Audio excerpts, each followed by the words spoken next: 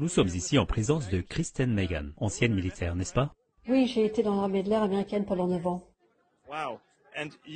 Puis vous en êtes parti et avez dénoncé les activités de géo-ingénierie dont vous avez été témoin. Pouvez-vous nous en donner le résumé?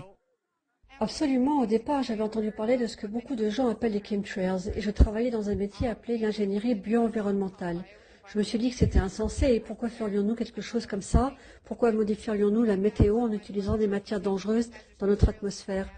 Donc en essayant de démentir cela ou de le réfuter, j'ai réalisé que cela venait directement de mon bureau car j'étais une des personnes qui approuvait les produits chimiques et cela a vraiment ébranlé le fond de mon serment.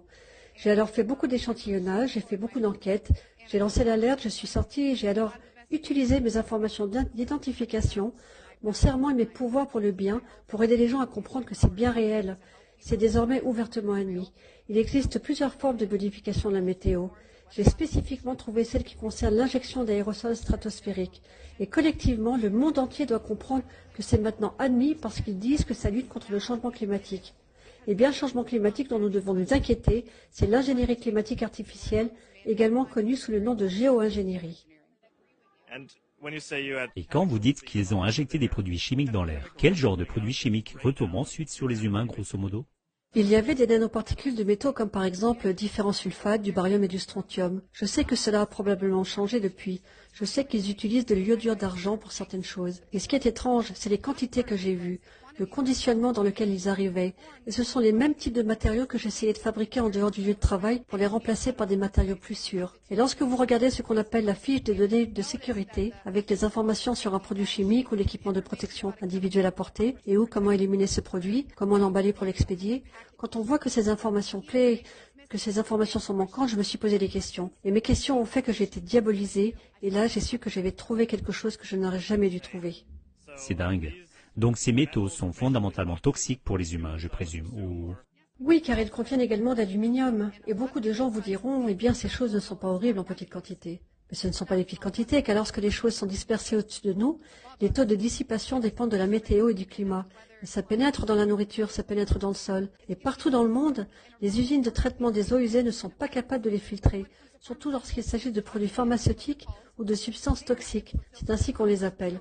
Alors, si vous cultivez des aliments bio, allez-vous mettre des protections en plexiglas sur vos plantes?